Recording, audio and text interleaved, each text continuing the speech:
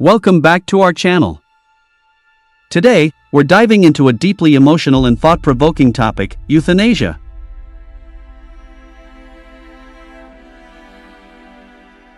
It raises important questions about ethics and our beliefs about life and suffering. Though the term euthanasia isn't specifically mentioned in the Bible, the scriptures offer timeless insights that can help us navigate this complex issue.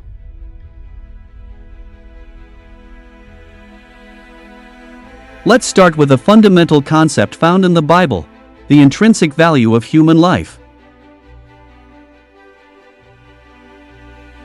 In Genesis 1 verses 26 to 27, we read, "Then God said, 'Let us make mankind in our image, in our likeness.'" This idea affirms that every person is created in the image of God, which underlines the sanctity and dignity of human life. This perspective challenges the notion of euthanasia, suggesting that life is a precious gift meant to be celebrated, not prematurely ended.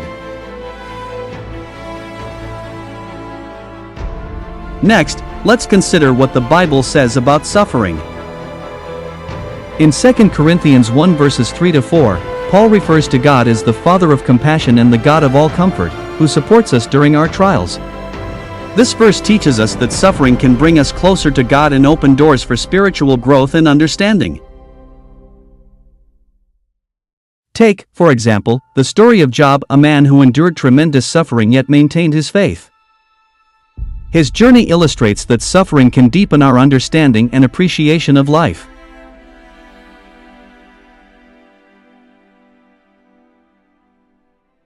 When we look at Jesus' ministry, we see a heart deeply connected with those who are suffering. Throughout the Gospels, he healed the sick, comforted those who mourned, and reached out to society's outcasts. One notable story is in Mark 5 verses 25 to 34, where Jesus heals a woman who had suffered for 12 long years.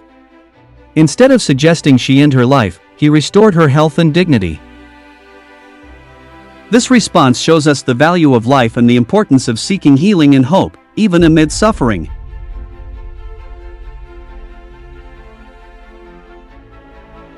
Another critical point to consider is the biblical commandment. "You shall not murder," Exodus 20 verse 13. This commandment reminds us that God stands as the author of life and death, and it challenges us to reflect on our role in these matters. The preservation of life is a core tenet of biblical teaching, which suggests that intentionally ending a life, even to alleviate suffering, stands in contrast to divine principles. Historically, the Church has upheld the belief that life should be respected from its very beginning to its natural end.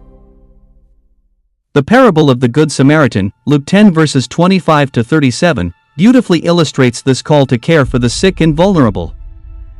The Samaritan's altruism emphasizes compassion and assistance rather than a notion of ending life, guiding us to respond positively to those in distress.